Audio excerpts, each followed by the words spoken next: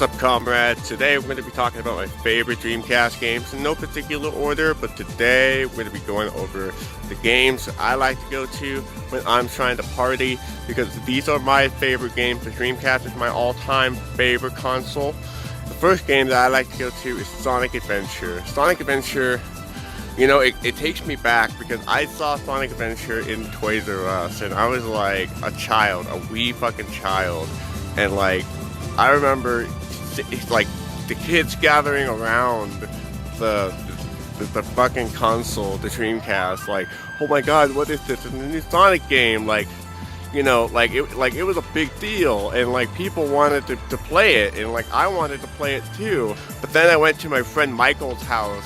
My friend Michael had it, and like I got to play it at his house, and you know, I had so many memories playing it at his house. And then eventually he moved away to Utah. Before he moved to Utah, he gave me his copy of Sonic Adventure.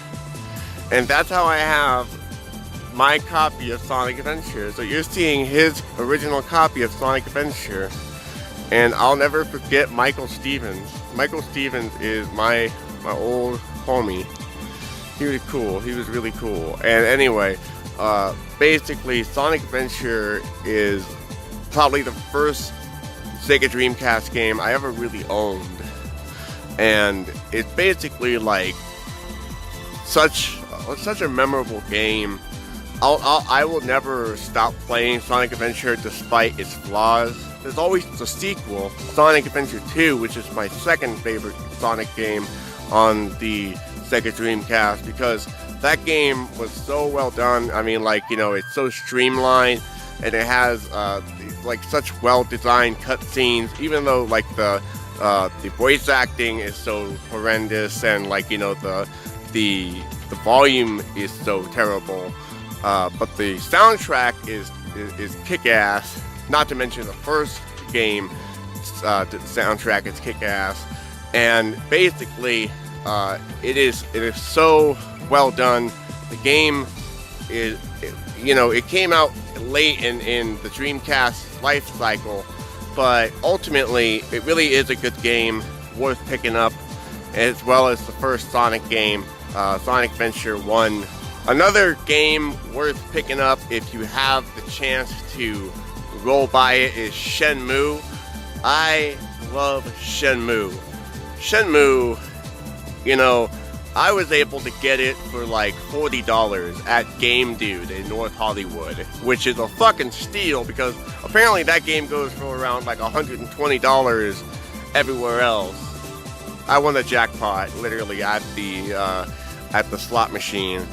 Anyway, Shenmue is such a classic. You play as Ryu Hazuki, and like you have to find, you know, Landy, who killed your father, and it's like this long story where you basically talk to these people who give you clues on how to find, you know, Landy and the Mafia who killed your father. And, you know, I have the sequel, Shenmue 2, on the Sega Dreamcast. I had to get a bootleg version of it, actually, in order to get it to function on my North American Dreamcast. But nonetheless, I got it to work. And I haven't played it yet, but I will once I beat Shenmue 1.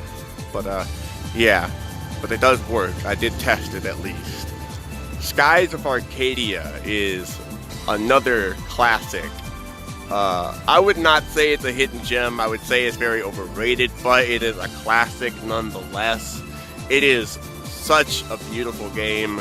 I wouldn't say it's the best game on the Dreamcast, graphically speaking. It is definitely a really well written game, however. It is such a good game in terms of the character design, in terms of the story lines. I think you have a really good game that is well written in terms of like all of the characters that are, you know, you feel for the characters. You want the characters to succeed, and you want the characters to be able to achieve their goals. So it's a lot. It feels a little bit like One Piece, where like you feel for the characters in One Piece. I feel for the characters in Skies of Arcadia. Skies of Arcadia, the difficulty in Skies of Arcadia is pretty fucking high, because I would say like Skies of Arcadia, the game like is astronomical. Like each boss goes like, whew. I don't know how to describe it, but like the boss, like they take a lot of fucking hits. Soulcalibur.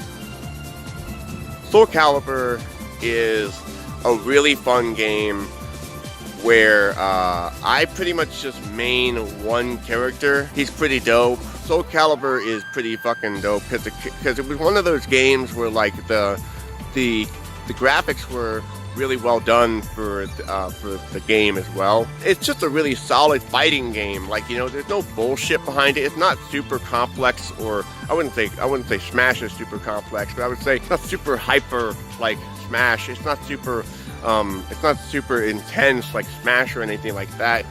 Basically, that's pretty much what Soulcalibur is. However, Project Justice, on the other hand, is much crazier. Project Justice is a much more wackier fighting game. That one has much more like Easter eggs, and like that one I would say, you know, you can do tag teams. We have more fighters in that one. You have like Hadoukens. I'm not really that much of a fighting game kind of person, to be very honest with you. Worms Armageddon. Worms Armageddon is a 2D tactical game where like you basically play as worm teams and you fight against each other to get the worms off the map. Basically have to kill each other by basically bombing and shooting and killing each other in a war as worms. Like there are different bombs that have different names, like the Hallelujah bomb, or the Holy Grenade. I think that's what it's called. That's what I meant to say, the Holy Grenade. There's also the Sheep Grenade. There's also the Pigeon Grenade. There's different grenades in the game, and they all have different functions, stuff like that. Crazy Taxi is a game where you basically are in a taxi and you have to drive people to their destinations. This is one of my oldest games, actually. You know, this is one of those games that I bought specifically because I was an Offspring fan. Like, I was an Offspring fan before I got this game. And I was like, you know, one of my favorite, you know, albums was Americana.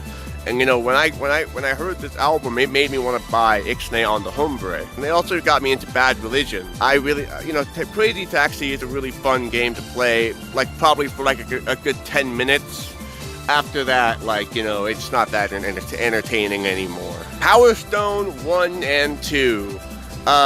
It's a good fighting game, but, like, it's like an isometric fighting game. Like, kind of like Smash. Where you have like different items and like, you know, power-ups and stuff like that. It's pretty cool. It's good to play with a bunch of friends, more so than by yourself. I like to play it with friends. It's only good to play like for a good like maybe like 9 or 10 minutes or so. And then Jet Grind Radio.